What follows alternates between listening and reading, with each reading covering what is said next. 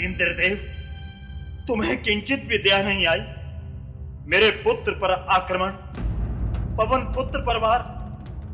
अब तुम भी देखो मेरा प्रकोप, मेरा प्रकोप। और क्रोधित पवन देव ने अपने आप को उस गुफा में ही कैद कर लिया। फिर क्या था, पवन के बगैर सारी सृष्टि अस्त व्यस्त होने लगी। चलती हवा रुक गई, हिलते पेड़ पौधे ठहर गए, मंदिर पर लहराता ध्वज स्थिर हो गया। जानवर अपने नथुने फुलाते हुए सांस लेने की कोशिश में यहां से वहां गिरते पड़ते भागने लगे। मनुष्यों का भी यही हाल हो गया। सांस लेने की फिराक में उनका दम फूलने लगा। नदी का पानी ठहर गया।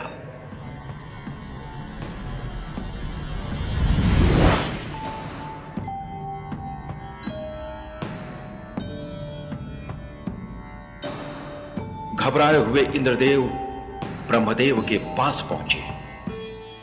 ब्रह्मदेव, ब्रह्मदेव, घोर विपदा आन पड़ी है। संसार में त्राहि त्राहि मच रही है। हमें पता है इंद्रदेव, सृष्टि की सुरक्षा का जो कार्यभार हमने तुम्हें सौंपा था उसे ठीक से निभा नहीं रहे हो तुम।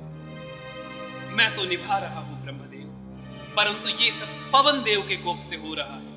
पवन देव? जी हां ब्रह्मदेव, पता नहीं वे कहां छिप गए। मैं तो उन्हें खोज भी नहीं पा रहा हूं। हवा के बिना कुछ ही समय में सारी सृष्टि नष्ट हो जाएगी। अब आप ही कुछ कीजिए ब्रह्मदेव।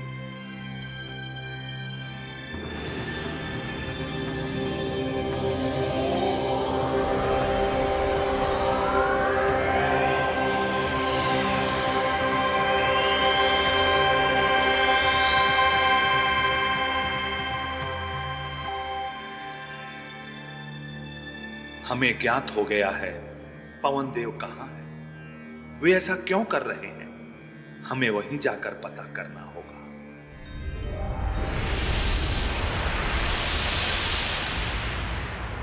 आप प्रणाम ब्रह्मदेव। पवन देव, तुम यहां हो? तुम्हारे बगैर बाहर सृष्टि का क्या हाल है? इंद्रदेव को तुमसे शिकायत है। मुझे भी इंद्रदेव से शिकायत है। इन्होंने मेरे पुत्र पर वार किया। तुमने इस पर वार किया था? इस बालक पर? हाँ, और वो भी अपने वज्र से। वज्र से? हाँ ब्रह्मदेव, किंतु क्यों वार किया ये तो पूछिए। इस बालक ने सूर्य को अपने मुंह में भर लिया था। अगर उन्हें खा जाता तो इस सृष्टि का क्या होता। यह तो नादान बालक है, किंतु तुम तो समझदार हो। इंद्र, तुम्हें इसे समझाना चाहिए था। यह कोई बात सुनने को तैयार ही नहीं था ब्रह्मदेव। हमने सृष्टि बनाई थी इंद्रदेव, तभी तुम्हें बताया था। बालक बुद्धि और स्त्री बुद्धि बड़ी हठी होती है। उन्हें प्रेम पूर्वक समझाना चाहिए, तभी वे कोई बात समझते हैं। किंतु ये क्यों समझाते? इन्हें तो मेरे पुत्र पर वार करके अपना शौर्य दिखाना था। अब करे संसार की सुरक्षा। ऐसा मत कहो पवन देव, हठ बुद्धि तो बालक की होती है। तुम तो बालक के पिता हो। तभी तो अपने पुत्र की पीड़ा समझ रहा हूं ब्रह्मदेव। एक वज्र का तीखा वार, वो भी एक नन्हे बालक पर। आज हो गया पवन देव, आज के बाद कभी भी ऐसा नहीं होगा। मैं तुम्हारे इस बालक को वरदान देता हूं।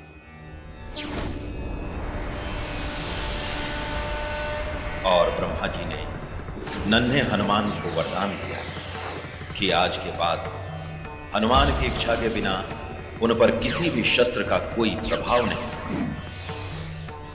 वे अथाह शक्ति के स्वामी होंगे।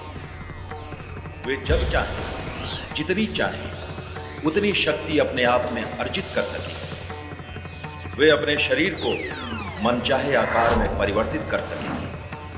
जब तक सृष्टि रहेगी तब तक ये सृष्टि में वास करेंगे।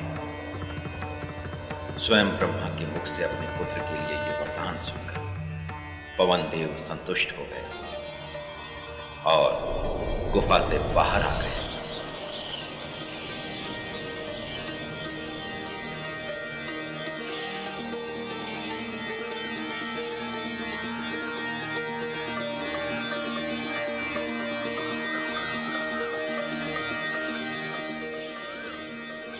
एक बार फिर से सारी सृष्टि अपनी पुनः स्थिति में आ गई।